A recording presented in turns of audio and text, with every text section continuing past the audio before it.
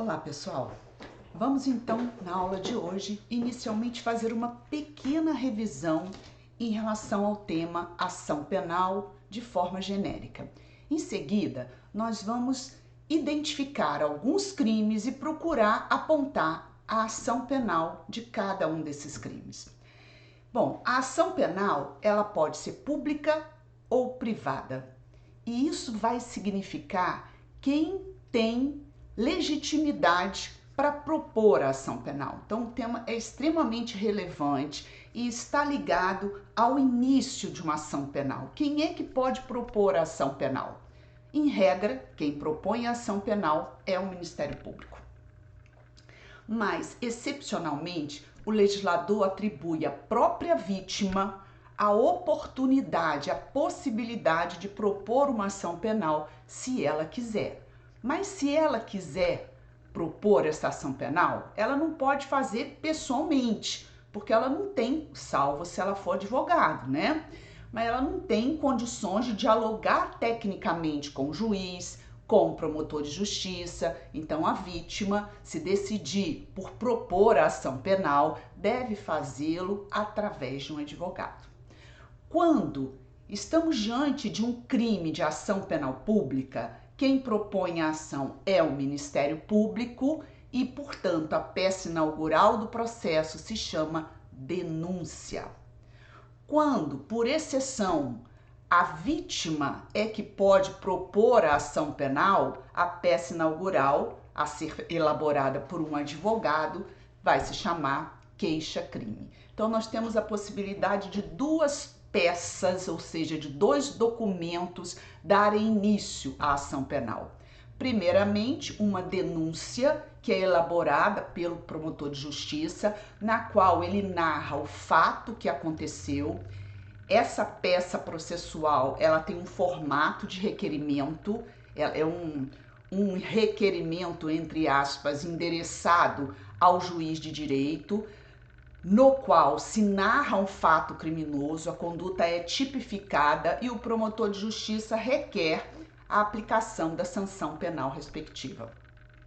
Bom, essa peça inaugural de processo penal tem um nome, chama-se denúncia, diferentemente do processo civil. Lá no processo civil, a peça inaugural chama-se petição inicial. No processo penal, ela se chama denúncia ou queixa-crime. A queixa-crime, ela é proposta pela vítima através de advogado, mas a grande maioria dos crimes enseja um processo penal instaurado por denúncia. A queixa-crime, ela aparece como exceção, naquelas hipóteses em que o legislador entende que se trata de crimes que não têm um interesse relevante da coletividade, o interesse é mais particular.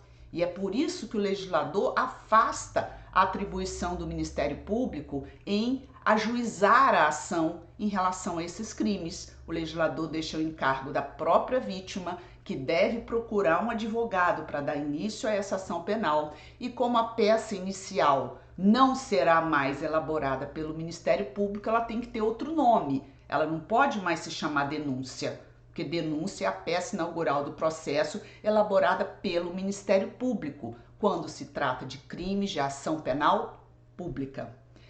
Em sendo assim, diante de um crime de ação penal privada, a peça inaugural terá outro nome e esse nome é queixa ou queixa-crime. Eu posso usar tão somente a palavra queixa ou queixa-crime. Mas então, pessoal, a ação penal pública incondicionada, ela é identificada num primeiro momento pela ocorrência de crimes mais graves. Se a gente pensar num roubo, numa extorsão, crimes que têm violência, estupro, homicídio, se a gente pensar nesses crimes mais graves, até intuitivamente a gente vai concluir que a ação penal é pública e incondicionada. De fato os crimes mais graves são de ação penal pública incondicionada, ou seja, o Ministério Público pode propor ação independente da vontade de quem quer que seja, independente da vontade da vítima, independente da vontade do representante legal da vítima ou de seus familiares. Excepcionalmente, essa ação penal pública, ela pode deixar de ser a ação penal pública incondicionada e passar a ser condicionada a alguma coisa. A ação penal pública, ela pode estar condicionada a dois fatores. Um que se chama representação, manifestação da vítima dizendo que quer a instauração do processo, e outra que se chama requisição do ministro da Justiça. O próprio nome está dizendo, o ministro da Justiça tem que se manifestar dizendo que quer a instauração do processo. Bom, tanto a representação quanto a requisição do ministro da Justiça são condições de procedibilidade. Esses dois documentos, representação e requisição do ministro da Justiça, não são peças inaugurais de um processo. São condições prévias para que o promotor de justiça possa oferecer denúncia instaurando um processo penal, tá? É comum as pessoas confundirem, principalmente quando se começa a estudar o tema ação penal, é comum se confundir a representação com a queixa-crime, mas são coisas distintas. Ambas estão ligadas a uma atuação da vítima, porém, na representação, a vítima diz que quer o processo num documento qualquer, muitas vezes no inquérito policial. Quando se colhe o depoimento da vítima, lá no finalzinho já consta em caixa alta, eu quero representar. E basta aquilo. Pode ser feito num documento à parte? Pode, não tem forma. Mas a vítima em determinados crimes tem que dizer que quer o processo para que o promotor de justiça possa oferecer denúncia. Esses são os casos de ação penal pública condicionada à representação. Vamos deixar de lado, nesse momento, a ação penal pública condicionada à requisição do ministro da Justiça, que só tem 2 casos no nosso ordenamento jurídico, que são de raras, né? Uma delas, possivelmente, vocês nunca vão ver, né? Eu, profissionalmente, nunca vi, nunca tive notícia, então vamos priorizar, nesse momento, a ação penal pública, que é condicionada à representação. E há também as ações penais privadas. As ações penais privadas, elas importam num conjunto de crimes, um conjunto pequeno de crimes, tá? Em que o legislador vai deixar para a própria vítima propor ação. Então, a vítima vai contratar um advogado para dar início ao processo através da queixa-crime. Vale lembrar, que é sempre oportuno lembrar, que queixa-crime e denúncia não se faz em delegacia. A gente escuta muito cidadão comum dizer: eu fui na delegacia fazer uma denúncia ou uma queixa-crime. Isso não é possível de acontecer. As pessoas vão à delegacia dar a notícia do crime, não oferecer denúncia nem queixa, porque denúncia e queixa é oferecida no fórum, é onde tem processo, peça inaugural de processo. Na delegacia tem inquérito policial, então lá não tem denúncia nem queixa, apenas a notícia da ocorrência de um crime, muito embora a gente observe o cidadão comum usar a expressão denúncia e queixa ao fato da pessoa se dirigir à delegacia. Tecnicamente está errado isso. Mas como que a gente identifica a modalidade de ação penal de cada um dos crimes? Tem crime no Código Penal, tem crime numa porção de lei. E como é que eu vou gravar qual a modalidade de ação penal de cada crime? Gente, não é preciso gravar. A gente acaba gravando com o tempo muita coisa, mas no primeiro momento em que se estuda ação penal, não tem necessidade nenhuma de gravar, de decorar. A gente vai buscar essa informação na própria lei. O crime foi identificado, eu estou diante de qual crime? O crime tal, identifiquei o crime. Eu vou lá no Código Penal, no artigo em que esse crime está descrito. Ou então eu vou lá na lei extravagante, a lei que está fora do Código Penal, e identifico o crime do qual eu estou tratando. O crime é esse. Onde que eu procuro a modalidade de ação penal? Primeiramente, nos parágrafos que se seguem ao artigo no qual o crime está descrito. Às vezes o crime está descrito e logo abaixo vem um parágrafo primeiro, ou um parágrafo tal, ou um parágrafo único, e vai aparecer a seguinte frase: somente se procede mediante a representação. Se tiver escrito isso lá, aquele crime é de ação penal pública condicionada à representação, o que significa que a vítima vai ter que dizer que quer o processo para o promotor de justiça oferecer a denúncia. Algumas vezes essa informação sobre a ação penal não está no parágrafo, mas está lá no final do capítulo. A gente identifica o crime,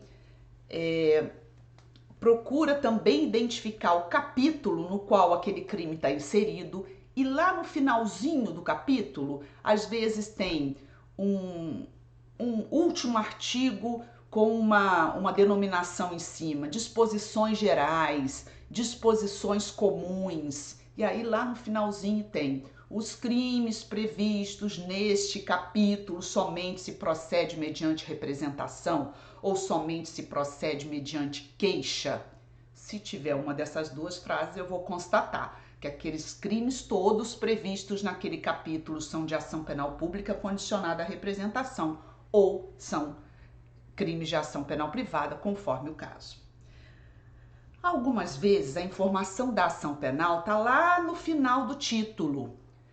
Por exemplo, no título 2 da parte especial do Código Penal, onde estão previstos os crimes contra o patrimônio, lá no finalzinho, no final do título, ou seja, são vários capítulos inseridos dentro de um título, são vários crimes inseridos em cada capítulo, e ao final eu tenho uma regra geral a respeito de ação penal. E aí eu vou ter que atentar que todos aqueles crimes inseridos naqueles capítulos que por sua vez se inserem num determinado título, se sujeitam a determinada ação penal. O que se torna mais difícil é quando o legislador foge desse padrão. Não está nem no parágrafo, nem no final do capítulo, nem no final do título. E está onde? Às vezes está num local que você só consegue descobrir se você ler a lei inteira. Porque pode estar antes da descrição dos crimes. As disposições gerais podem anteceder a previsão dos crimes em espécie. E às vezes está lá a previsão da ação penal. E o que é pior é que algumas vezes a ação penal está em outra lei. Essa é a pior hipótese. Quando a gente consulta a lei na qual o crime está descrito, não encontra nenhuma informação sobre a ação penal e a gente tem que saber que existe uma outra lei que prevê ação penal para aquele crime. Ou seja, ao invés do novo legislador alterar a lei anterior e inserir ali a informação da ação penal, não, o legislador mantém uma lei em paralelo, abordando a questão da ação penal. Se você não conhece essa situação, você vai errar a modalidade de ação penal, porque você não vai encontrar na própria lei que descreve o crime nenhuma informação de ação penal. Bom, gente, e quando o legislador não prevê coisa nenhuma? A gente encontra o crime no Código Penal ou na lei extravagante, procura no capítulo, no final do capítulo, nos parágrafos, no final do título, e não tem previsão nenhuma sobre a ação penal. A lei é silente a respeito da ação penal. Se a lei for silente, o crime é de ação penal pública incondicionada. No silêncio da lei, ação penal pública incondicionada. Então vamos dar uma olhadinha nessa situação. Ação penal pública incondicionada, vamos dar uma olhadinha no primeiro crime, né? O artigo 121 inaugura a parte especial do Código Penal. É o primeiro crime.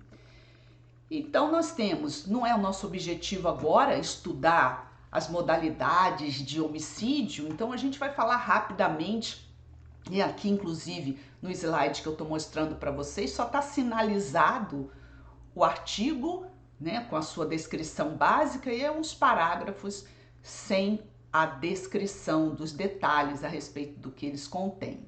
Porque isso não é o que nos interessa agora. O homicídio está aqui descrito no caput do artigo 121, matar alguém pena de reclusão de 6 a 20 anos.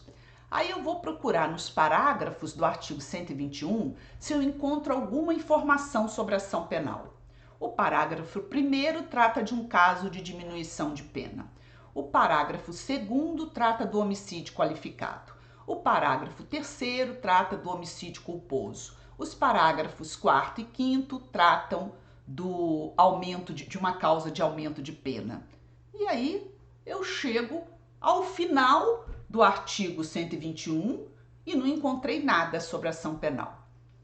Bom, então agora eu vou olhar no final do capítulo, porque o título 1, crimes contra a vida, título 1, crimes contra a pessoa, ele tem mais de um capítulo.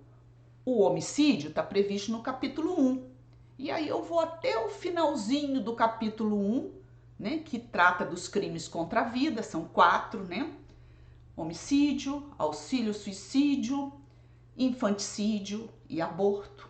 E aí eu vou lendo todos esses crimes que estão no capítulo 1, chego lá no final do capítulo para ver se eu encontro alguma informação sobre ação penal e não acho nada.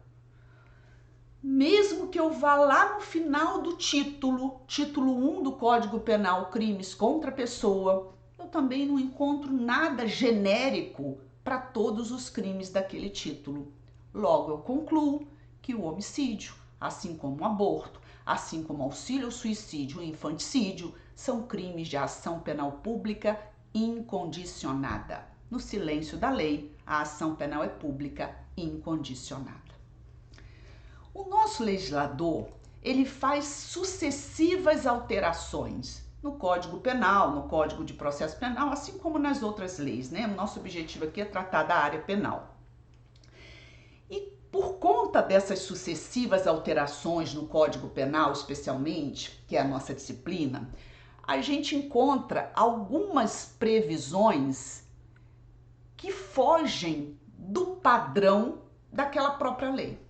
A orientação doutrinária é: onde não há nenhuma previsão da modalidade de ação penal, ou seja, no silêncio da lei, a ação penal é pública e incondicionada.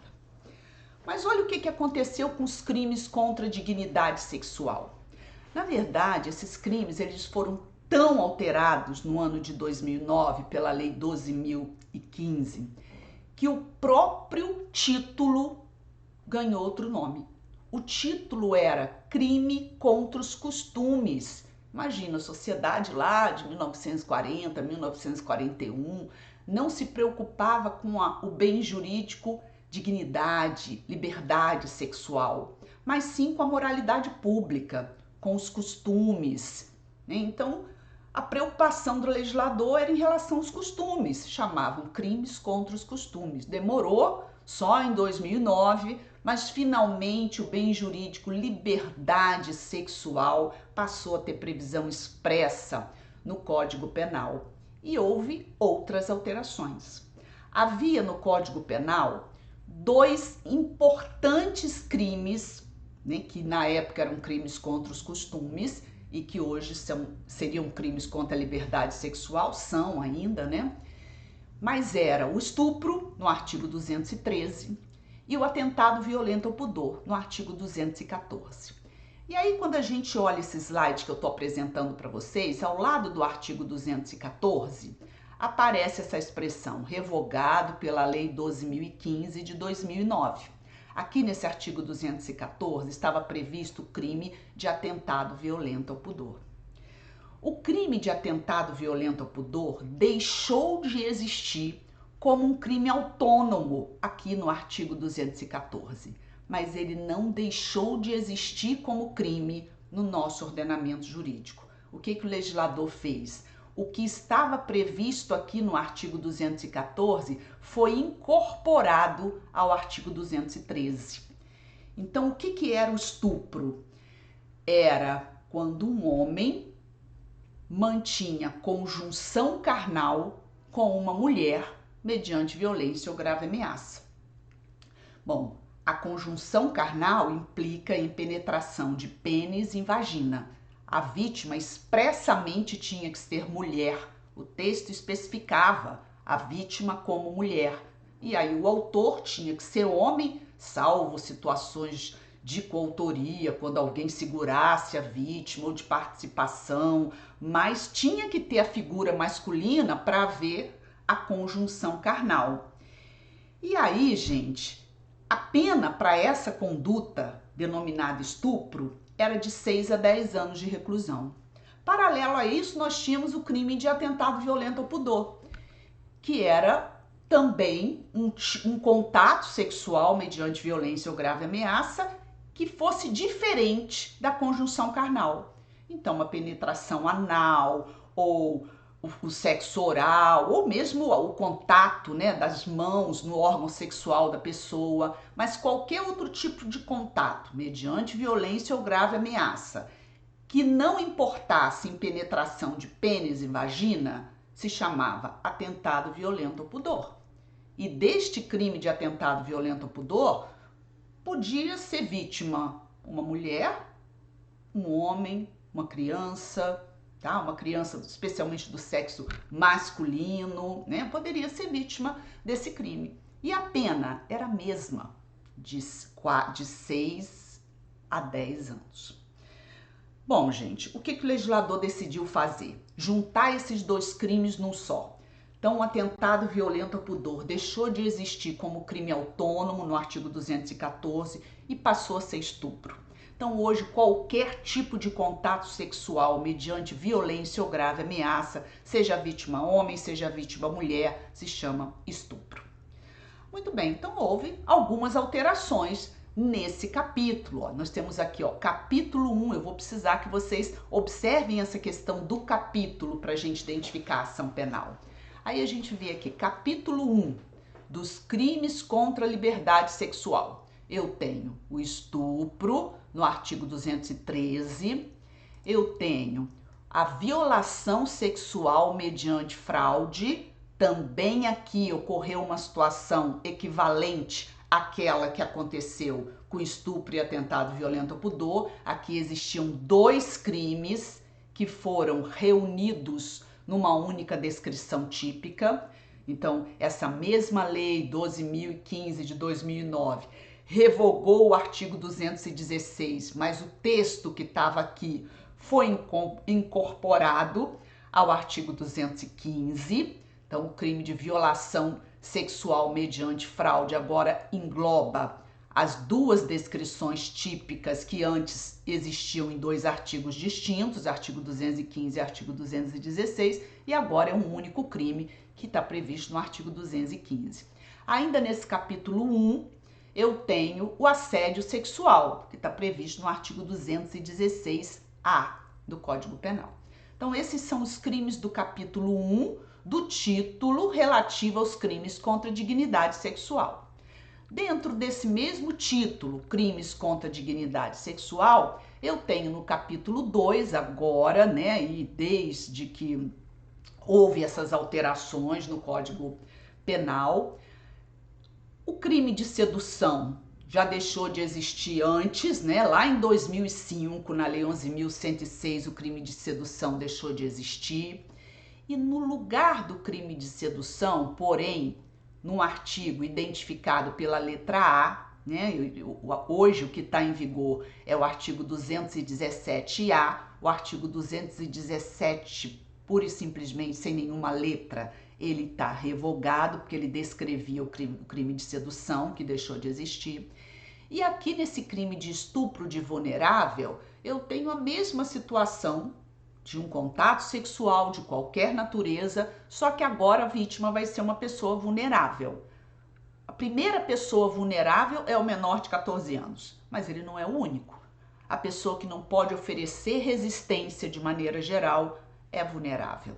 Tá? Uma pessoa que esteja amarrada, uma pessoa que esteja dormindo, que esteja em coma, são também vulneráveis. Mas o menor de 18 anos, por excelência, é a figura do vulnerável. Então, se houver um estupro contra uma pessoa que se enquadra no conceito de vulnerável, o enquadramento se faz aqui no artigo 217-A e não no artigo 213, que também descreve estupro, porém o estupro de uma pessoa que não se enquadra no conceito de vulnerável. A pena que é maior, né, a pena que é de 8 a 15 anos. E ainda nesse capítulo 2, eu tenho no artigo 218 o crime de corrupção de menores, no artigo 218-A, o crime de satisfação de lascívia mediante presença de criança ou adolescente. E eu tenho no artigo 218-B o crime de favorecimento da prostituição ou outra forma de exploração sexual de vulnerável. Então, até agora não apareceu nenhuma informação de ação penal. Qual a modalidade de ação penal de todos esses crimes contra a dignidade sexual? Por enquanto, não tivemos nenhuma informação. Ainda nesse mesmo título, crimes contra a dignidade sexual, eu tenho um capítulo 3, ou na verdade eu tive um capítulo 3, que previa o crime de rapto e suas modalidades. Esse capítulo todo foi revogado em 2005. Na verdade, nem todos os crimes deixaram de existir. Havia aqui nesse capítulo 3 o chamado rapto consensual, esse deixou de existir. Mas o rapto com violência, ele continua existindo. Só que agora ele é uma modalidade de estupro. O legislador revogou aqui os dispositivos desse capítulo 3, porém o rapto violento, ele passou a ser uma modalidade de sequestro. Perdão, acho que eu falei estupro, né? O rapto com violência, o rapto violento passou a ser uma modalidade de sequestro, tá, gente? Enfim, mas aqui o capítulo 3 não tem nenhuma informação sobre ação penal. Aí eu vou lá no finalzinho do título.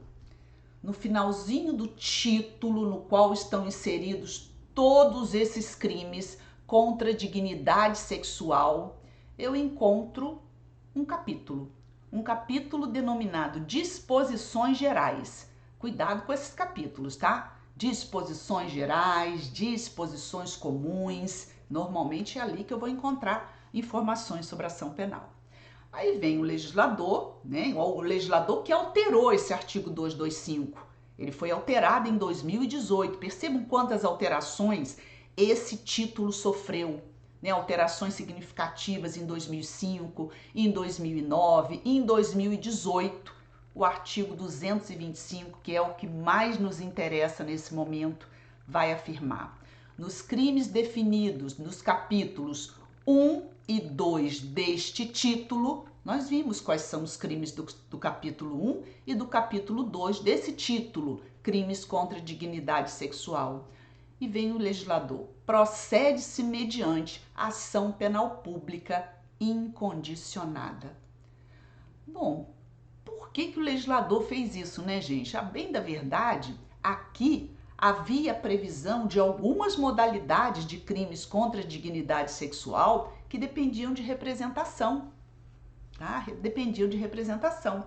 E a redação desse artigo 225, a partir de 2009, quando foram implementadas várias alterações pela Lei 12.015, o que aconteceu? A redação ficou truncada. No caput se afirmava uma ação penal, no parágrafo afirmava-se outra. Em relação a algumas situações, ficava confuso. Bom, enfim, o legislador resolveu alterar e vem e diz: todos os crimes dos capítulos 1 e 2 desse título são de ação penal pública incondicionada. Bom, ele não precisava dizer isso, né? Bastava que ele revogasse o conteúdo anterior desse artigo 225. No silêncio da lei, a ação penal é pública e incondicionada, mas o legislador escreveu isso. Nos crimes definidos nos capítulos 1 e 2 desse título, procede-se mediante ação penal pública e incondicionada. Não precisava dizer. Mas ele vem e afirma a modalidade de ação penal pública como sendo incondicionada. E é por isso que tem uma observação aqui em vermelho: não seria necessária menção à modalidade de ação penal no caso, uma vez que no silêncio da lei a ação penal seria pública e incondicionada. Bom, gente, então identificar a ação penal pública incondicionada, ela é mais fácil à medida em que Se eu não encontrar nenhuma informação, eu já concluo que a ação penal é pública e incondicionada. Mas o que é importante é a gente saber identificar quando ela não é, ou melhor, quando o crime não é de ação penal pública incondicionada. Porque aí sim, por exceção, a gente conclui que o crime é de ação penal pública incondicionada, desde que a gente consiga identificar quando o crime se trata de ação penal pública condicionada à representação, à requisição do ministro da Justiça ou quando se trata de ação penal privada. Então, nós vamos agora ver um caso específico de ação penal pública condicionada à representação. Vamos tratar desse assunto agora. Bom, a ação penal pública condicionada à representação, só para recordar, a vítima representa, o que é representar? É tão somente dizer, eu quero a instauração de um processo, tão somente isso, né? Não tem formato, pode ser em qualquer folha de papel, pode ser digitado, pode ser escrito à mão, desde que ali esteja registrada a vontade da vítima em ver instaurada a ação penal. Quem vai instaurar é o Ministério Público por denúncia, né? Bom, então a gente viu que essa representação ela vai estar prevista na própria lei na qual o crime está descrito, né, num parágrafo do artigo no qual o crime está descrito, no final do capítulo ou no final do título. Isso a gente já tinha destacado anteriormente. Vamos exemplificar primeiro com o que é fácil. Qual a modalidade de ação penal do crime de ameaça? Bom, então eu vou identificar o crime de ameaça, identifiquei, ele está no artigo 147 do Código Penal. Aí eu leio ali a descrição do crime de ameaça, ameaçar alguém por palavra, escrito ou gesto, ou qualquer outro meio simbólico de causar-lhe mal injusto e grave. É exatamente essa situação aqui. O crime que aconteceu, que foi narrado nesse boletim, é uma situação que se enquadra perfeitamente aqui nesse tipo penal. Aí eu vou no parágrafo único e encontro uma informação extremamente relevante. Somente se procede mediante representação. Bom, vai ter processo penal? Depende. Se a vítima disser que quer, se a vítima representar, vai ter. Se a vítima não quiser representar, o Ministério Público não pode ajuizar a ação, tá, gente? Aliás, na ameaça isso ocorre com muita frequência. Muitas vítimas, especialmente vítimas em ambiente doméstico, em relações familiares, noticiam crimes de ameaça, oferecem até a representação, posteriormente voltam à delegacia e desistem dessa representação. Essa desistência de representação tem um nome técnico, isso se chama retratação. Essa é uma questão social relevante, porque o crime de ameaça tem uma pena baixinha e, felizmente, a grande maioria das ameaças ficam na ameaça mesmo, né? Só que um número significativo de ameaças posteriormente se transforma num homicídio, numa lesão grave. Então, é importante, quando nós, profissionais do direito, lidamos com o crime de ameaça, a gente analisar o caso concreto com bastante cuidado, principalmente quando envolve vítimas, mulheres, especialmente em ambiente doméstico, porque o número de feminicídio no nosso país é elevadíssimo, tá, gente? E na grande maioria dos casos, esses crimes são precedidos de ameaça, né? Então, talvez pudessem ter sido evitados se a vítima tivesse representado, se fosse instaurado um procedimento, se aquela pessoa visse, né, providências tomadas contra ela. Enfim, é uma situação complexa, é difícil da gente entender o que leva uma pessoa à prática desse tipo de crime, e são fatores muito diversificados, né? As relações sociais são complexas, mas o fato é que a ameaça, ela é, em que pese um crime com uma pena tão baixinha, né? É um crime que antecede outros muito graves, mas que depende de representação, ou seja, o Ministério Público só pode denunciar se a vítima representar. Olha um outro exemplo ainda fácil: furto de coisa comum. O furto de coisa comum é diferente do furto. O furto, puro e simples, é o artigo 155 do Código Penal. O furto de coisa comum é quando uma pessoa subtrai algo que em parte também é dela. Então, meu pai faleceu e deixou um carro. Esse carro é de quem? Um percentual dele é meu, mas eu tenho 4 outros irmãos. Então, esse carro, ele é meu e de mais 4 pessoas.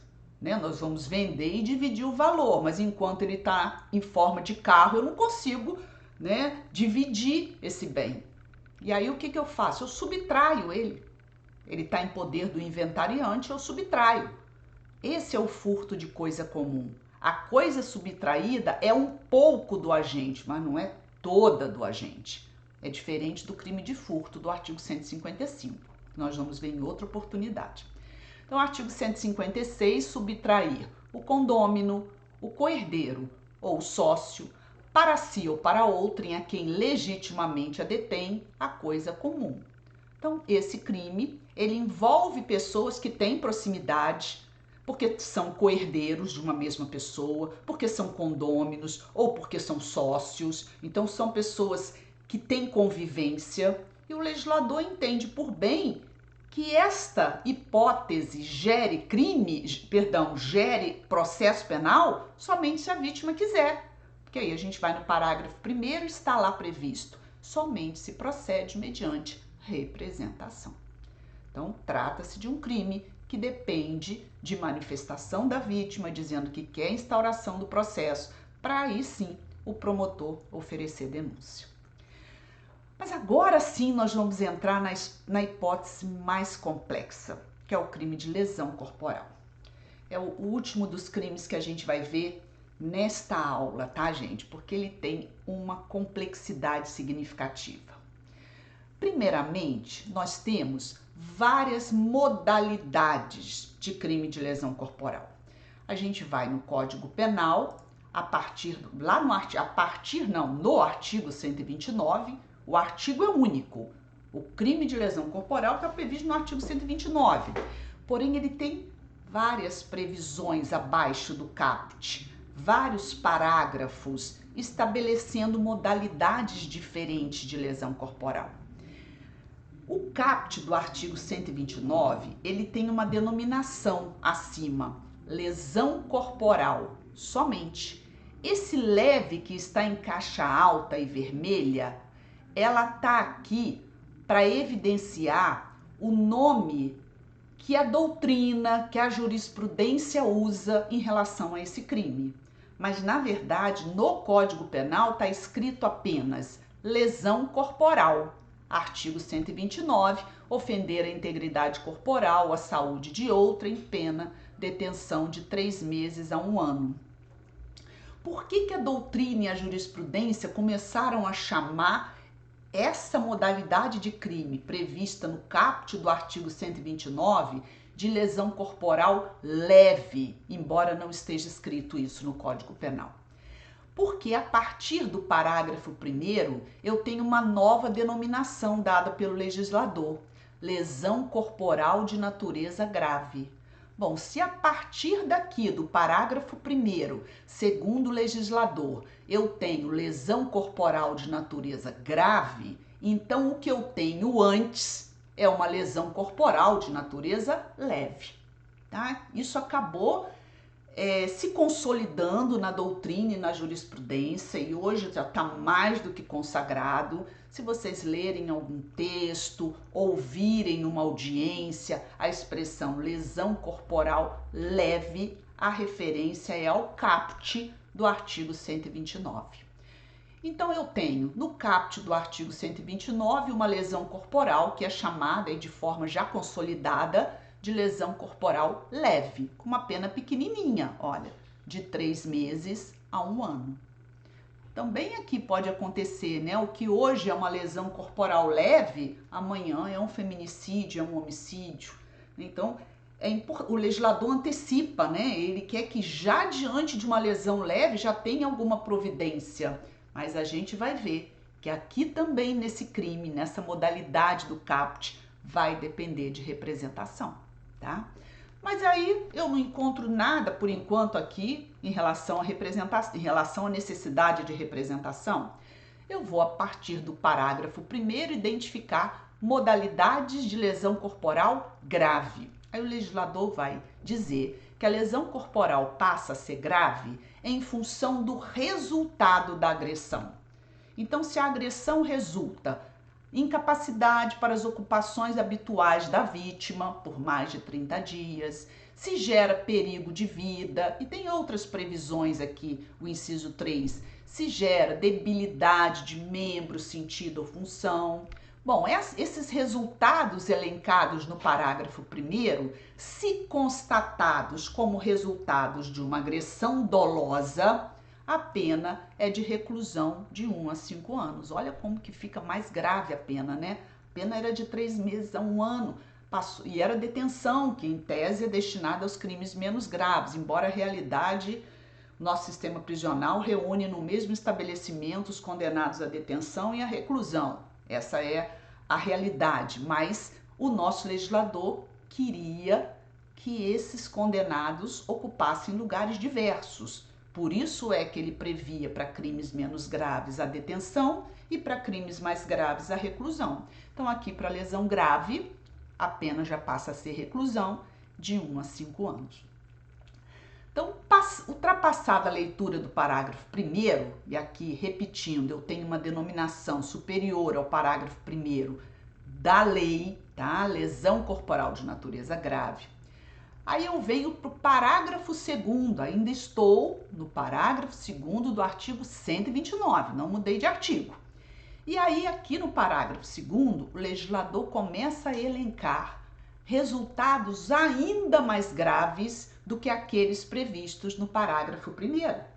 E aí vem o legislador e diz, se resulta, ou seja, se a agressão resulta em incapacidade permanente para o trabalho, enfermidade incurável, perda ou inutilização de membro, sentido ou função, deformidade permanente, essas hipóteses elencadas no parágrafo 2º, a pena vai ficar maior ainda, vai ser de reclusão de 2 a 8 anos. Então é um patamar mais grave de lesão corporal.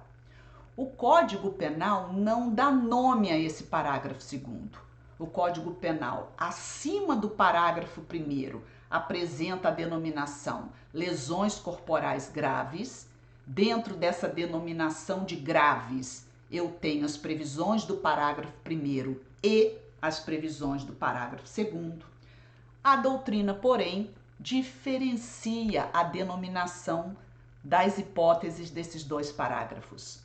Enquanto as previsões do parágrafo 1º do artigo 129 são chamadas pela doutrina e jurisprudência de casos de lesões corporais graves, as hipóteses do parágrafo 2º, que tem resultados mais gravosos e por isso pena maior, são chamadas pela doutrina e pela jurisprudência de hipóteses de lesão corporal gravíssima. Tá em vermelho, tá em caixa alta, porque não é a nomenclatura dada pelo legislador.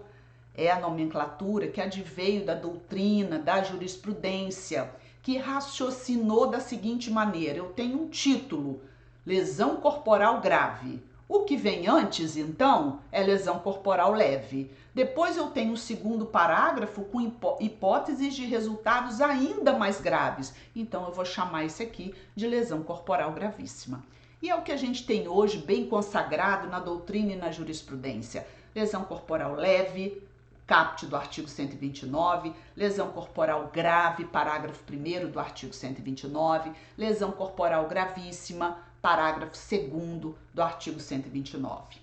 E aí eu tenho no parágrafo 3º do artigo 129 a lesão corporal seguida de morte. O dolo do agente é lesionar, mas ele exagera nas agressões e acaba matando. Ele não queria morte, ele queria lesão. O resultado foi além da vontade do agente. Essa morte é culposa. É assim que eu vou diferenciar esse crime do crime de homicídio. Porque no crime de homicídio, o agente tem o dolo de matar. Na lesão corporal seguida de morte, ele tem dolo de lesionar. A morte é um resultado que ele não quer, mas ocorre a título de culpa.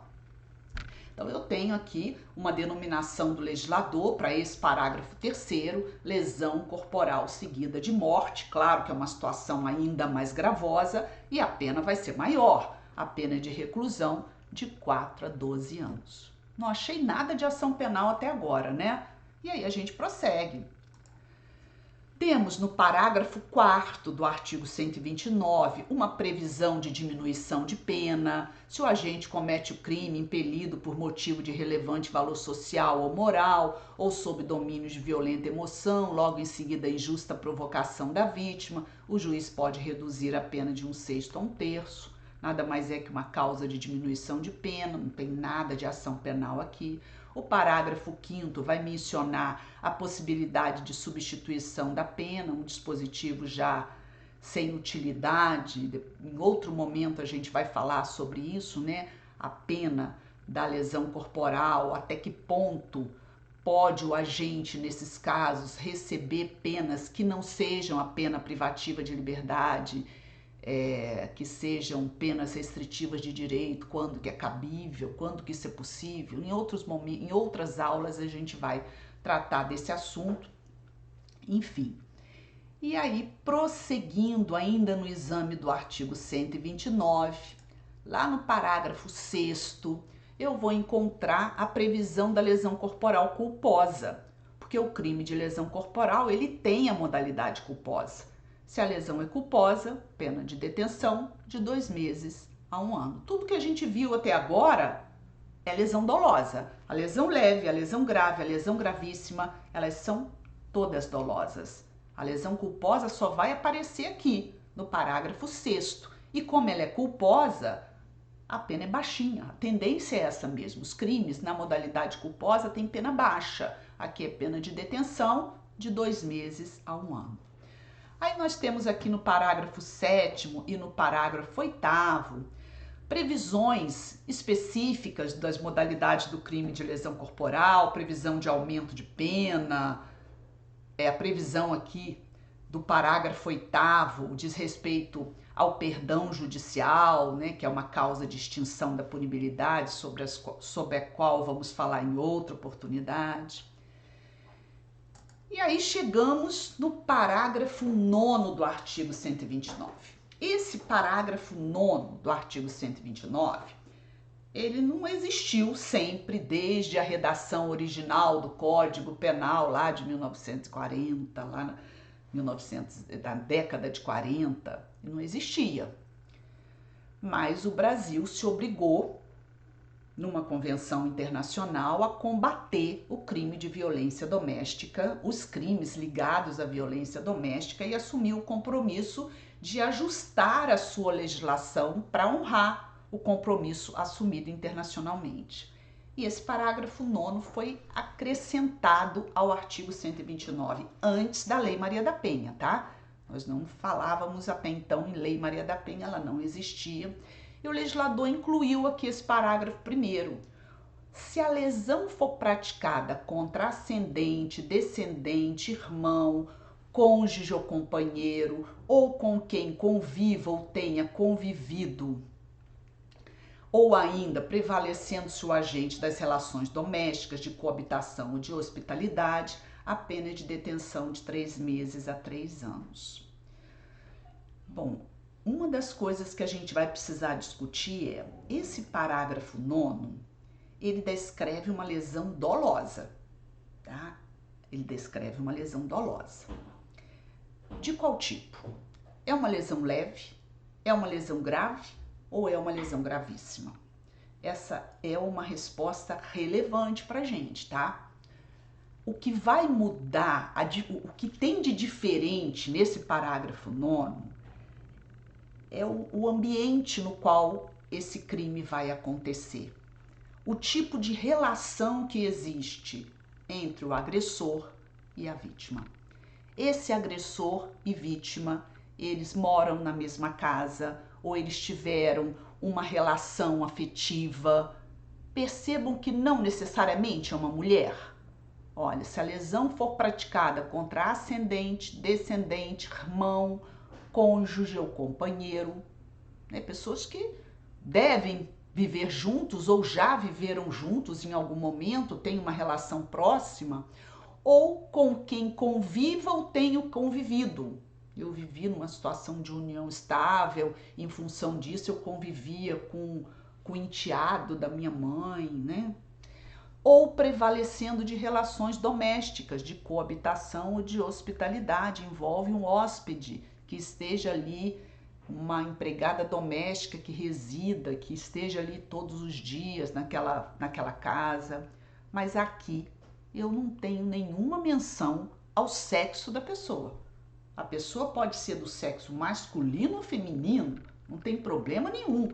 O crime de violência doméstica vai se consolidar se esses requisitos estiverem presentes, independente do sexo da vítima. É o crime de violência doméstica. Então, a primeira coisa que a gente tem que ter atenção em relação ao crime descrito no parágrafo 9º do artigo 129 é que a vítima não necessariamente é mulher.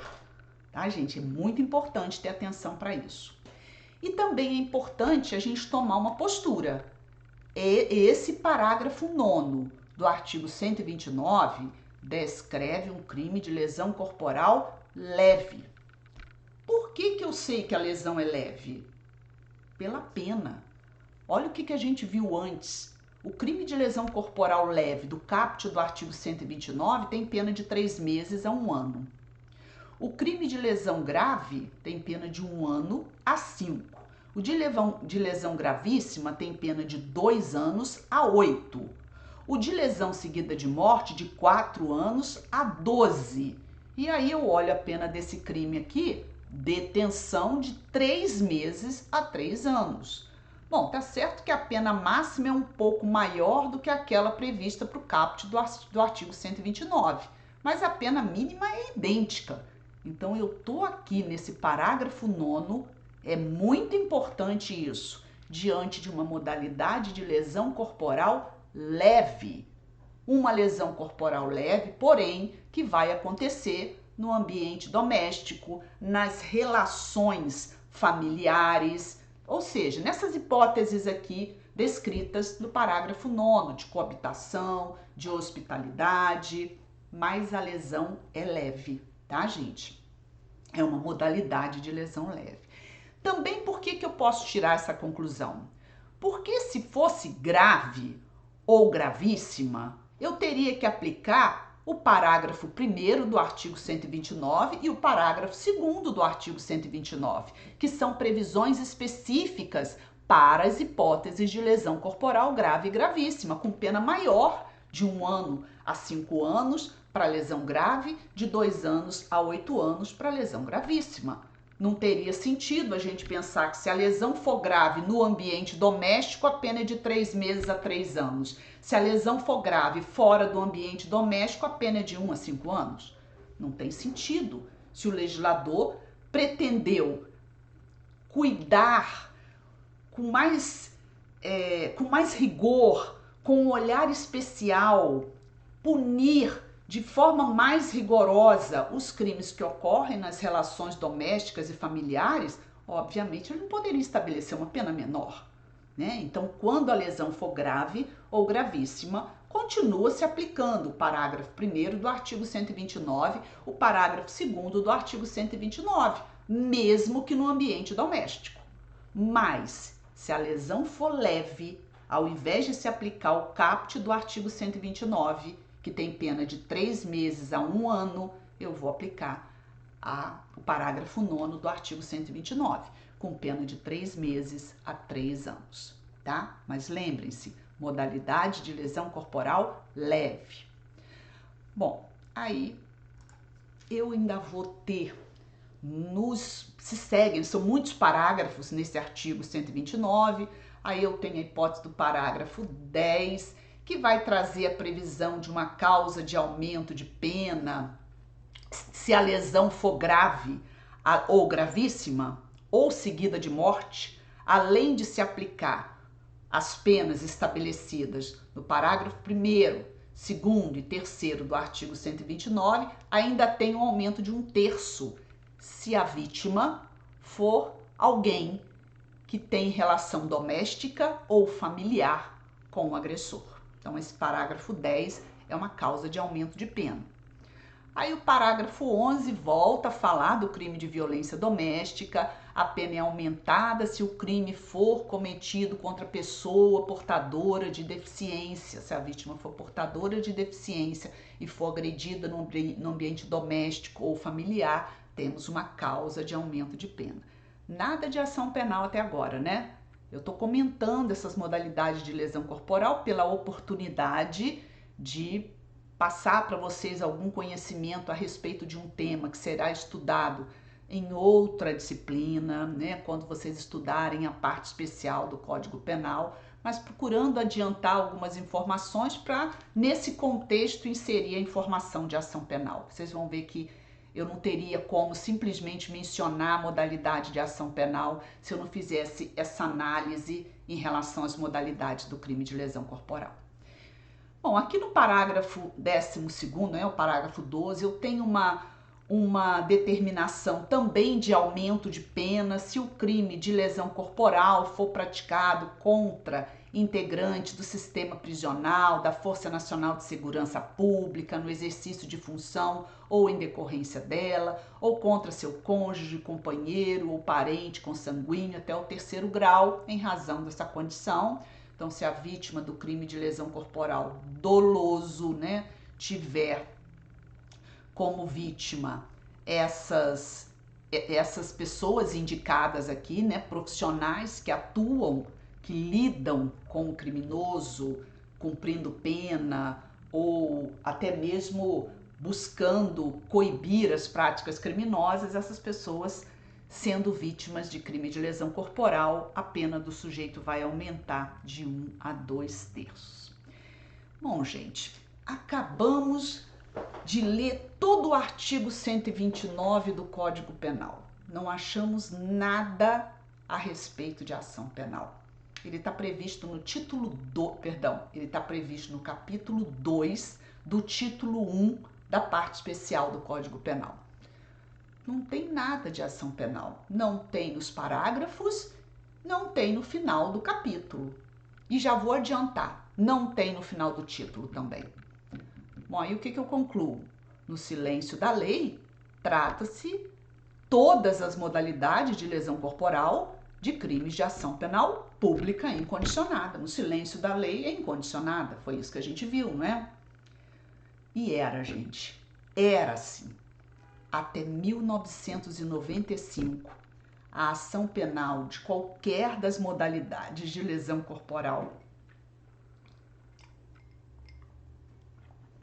era pública e incondicionada. Aí veio a Lei 9.099.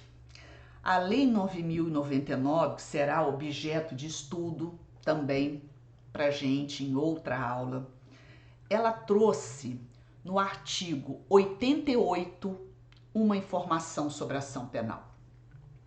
Olha o que diz, né? Porque está em vigor no artigo 88 da Lei 9.099 de 95. Além das hipóteses do Código Penal e da legislação especial, dependerá de representação a ação penal relativa aos crimes de lesões corporais leves e lesões culposas. Olha o que o legislador fez.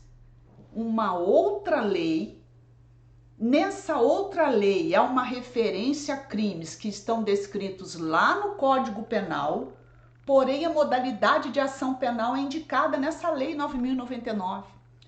Seria melhor se o legislador tivesse inserido um outro parágrafo lá no artigo 129 e dito assim, olha, a lesão corporal leve e a lesão corporal culposa agora depende de representação. A partir desse momento vai depender de representação. O legislador não fez isso.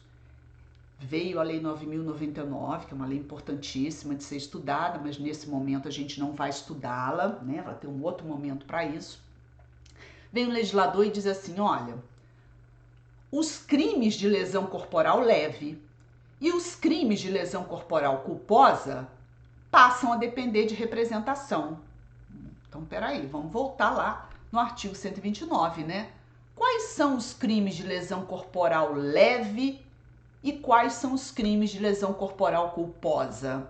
A gente viu, né? Olha, vamos voltar. O caput do artigo 129 é o crime de lesão corporal leve. E mais, tá, gente? O leve que tá aqui em vermelho era uma expressão tão somente doutrinária e jurisprudencial. Agora não, passa a ser uma expressão do legislador. Olha o legislador dizendo, ó, os crimes de lesão corporal leve. O legislador incorporou uma expressão que era doutrinária, que era jurisprudencial, porque quando vem a Lei 9.099, expressamente o legislador se vale da expressão lesão corporal leve. Ela foi oficializada. Aí então vamos ver, qual é o crime de lesão corporal leve? É esse crime do caput, né? São aquelas hipóteses de agressão cujo resultado não se encaixa em nenhuma das hipóteses do parágrafo 1º do artigo 129 e em nenhuma das hipóteses do parágrafo 2º do Código Penal. Muito embora do parágrafo 2º a doutrina chame de lesão corporal gravíssima, mas o Código Penal se vale da mesma denominação, lesão corporal grave, tanto para o parágrafo 1º do artigo 129, quanto para o parágrafo 2º do artigo 129. Então, quando que a lesão é leve? Quando o resultado da agressão não se enquadra em nenhum daqueles resultados elencados no parágrafo 1º, no parágrafo 2º ou no parágrafo 3º, que é a hipótese de morte. Então, se não encaixar o resultado da agressão em nenhuma das hipóteses de lesão grave, então a lesão é leve. E se a lesão é leve, a pena é baixinha. A lesão leve é a do caput do artigo 129. E a lesão culposa, o artigo 88 da Lei 9.099 de 95 mencionou também a necessidade de representação para a lesão corporal culposa. Está prevista no parágrafo 6º. Se a lesão é culposa, pena de detenção de 2 meses a 1 ano. Ou seja, gente, a partir de 1995, os crimes de lesão corporal leve e culposa previstos no caput do artigo 129 e no parágrafo 6º passaram a ser de ação penal pública condicionada à representação, tá? E são até hoje. Mas aí eu tinha dito para vocês do parágrafo 9º do artigo 129 que trata da violência doméstica. Quando surgiu a Lei 9.099 de 95, esse parágrafo 9º não existia. Então, quando o legislador da Lei 9.099 de 95 mencionou a lesão leve e a lesão culposa, ele se referiu ao caput do artigo 129 e ao parágrafo 6º do artigo 129. Passa a depender de representação. Posteriormente, veio o parágrafo 9º do artigo 129, descrevendo a violência doméstica. E volto a dizer, o crime de violência doméstica não necessariamente é praticado contra a vítima mulher. A gente está lendo aqui o texto e a gente está vendo que a vítima não necessariamente é mulher. Aí surgiu um questionamento. Então, qual vai ser a modalidade, então, da ação penal quando a lesão corporal for leve, mas se enquadrar nessa hipótese do parágrafo 9º? A partir do momento que ele foi previsto no nosso ordenamento jurídico, qual a modalidade de ação penal do crime de violência doméstica? Bom, primeira coisa, eu já tinha chamado a atenção disso para vocês. O parágrafo 9º trata de uma modalidade de lesão corporal leve. A pena me mostra isso. A própria estruturação das causas de aumento de pena previstas no artigo 129 me mostram isso, que esse parágrafo 9º descreve um crime de lesão corporal leve, porém praticados num determinado ambiente, em função de determinadas relações. Só isso, mas é uma lesão leve.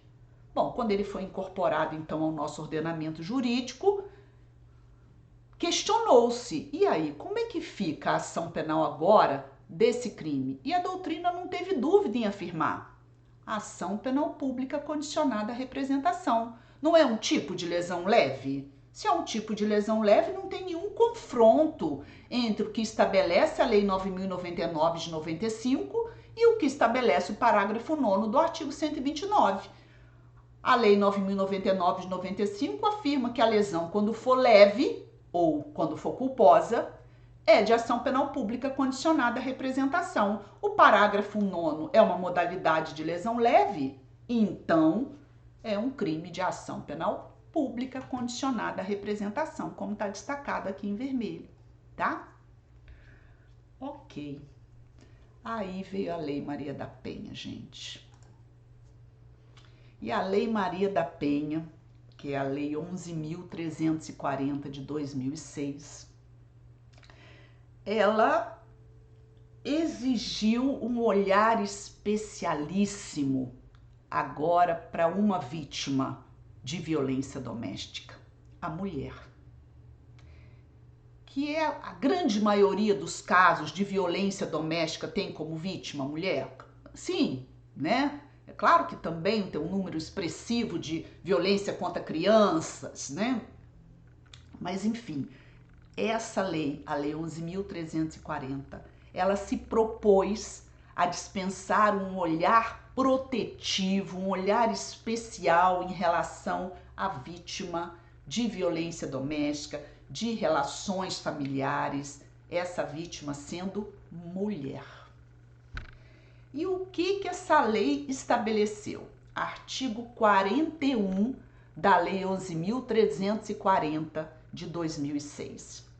Estabelece: aos crimes praticados com violência doméstica e familiar contra a mulher, independentemente da pena prevista, não se aplica a Lei 9.099 de 95. Ora, gente, olha que confusão. A lesão leve e culposa passou a depender de representação por causa da Lei 9.099. Agora vem o legislador da Lei Maria da Penha e diz assim: não pode se aplicar a Lei 9.099 quando a vítima for mulher e o crime for praticado no âmbito das relações domésticas ou familiares. Bom, então se eu não posso aplicar a Lei 9.099 e se é ela que estabelece que a lesão corporal, que a lesão corporal leve e culposa depende de representação, então não depende mais de representação o crime de violência doméstica? Olha a confusão. Essa confusão chegou ao Supremo Tribunal Federal. E o Supremo Tribunal Federal, numa ação direta de inconstitucionalidade, a ADI 4422, lá em 2012, disse o seguinte: o crime de lesão corporal leve praticado no ambiente doméstico contra vítima mulher é de ação penal pública incondicionada. Nossa, que confusão, né, gente? Mas vamos lá, vamos tentar voltar nas modalidades de lesão corporal e esclarecer esses detalhes sobre a ação penal, agora considerando a Lei Maria da Penha, agora considerando a decisão do STF na ADI 4422. Vamos lá, voltando. Artigo 129 caput prevê a lesão corporal leve. Qual a modalidade de ação penal? Pública condicionada à representação, sendo homem ou sendo mulher, por aplicação do artigo 88 da Lei 9.099. Lesão corporal grave do parágrafo 1º, lesão corporal gravíssima do parágrafo 2º, lesão corporal seguida de morte, seguida de morte está aqui, ó, no parágrafo 3º. Bom, a Lei 9.099 não tocou na lesão corporal grave nem na lesão corporal gravíssima. nem na lesão corporal seguida de morte. Então, no silêncio da lei, a ação penal é pública incondicionada. Se a lesão for grave, gravíssima ou seguida de morte, ela é pública incondicionada. Não tem nada previsto aqui no próprio capítulo no qual os crimes estão descritos, e a Lei 9.099 não tocou nessas modalidades de lesão corporal. Bom, a lesão corporal culposa, a Lei 9.099 tocou, dizendo que ela, aqui ó, do parágrafo 6º, passa a depender de representação. Ação penal pública condicionada à representação.